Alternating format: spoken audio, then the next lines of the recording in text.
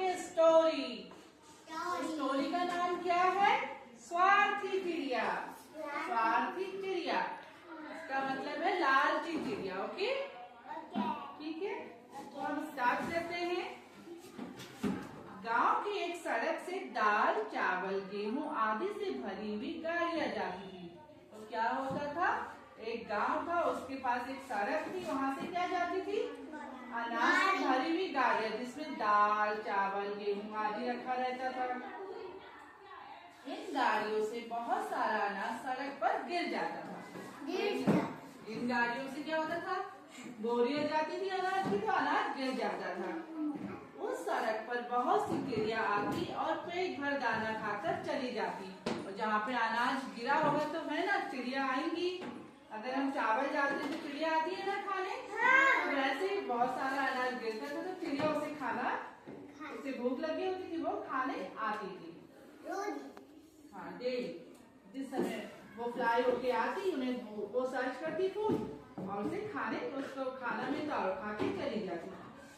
उसमें एक चिड़िया बहुत स्वार्थी थी। तो एक चिड़िया क्या थी? बहुत स्वार्थी, यानी लालची। उसने सारा अनाज अकेले खाने की सोची।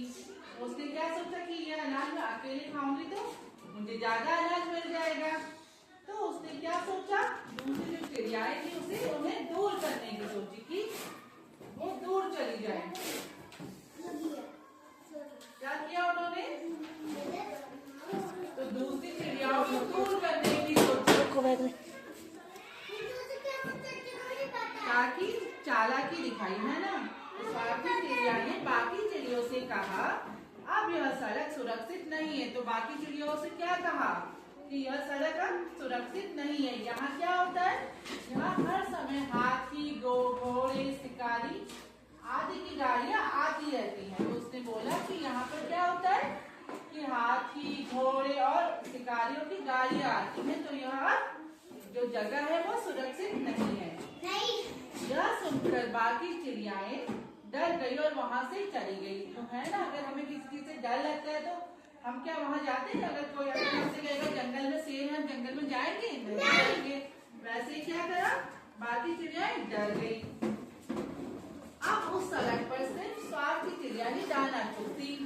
तो अब और चिड़ियाएं तो दूर हो गई वहां से। तो क्या होता था, वही जो स्वार्थी चिड़िया थी वह दाना चुगने वहां पे आया करती थी।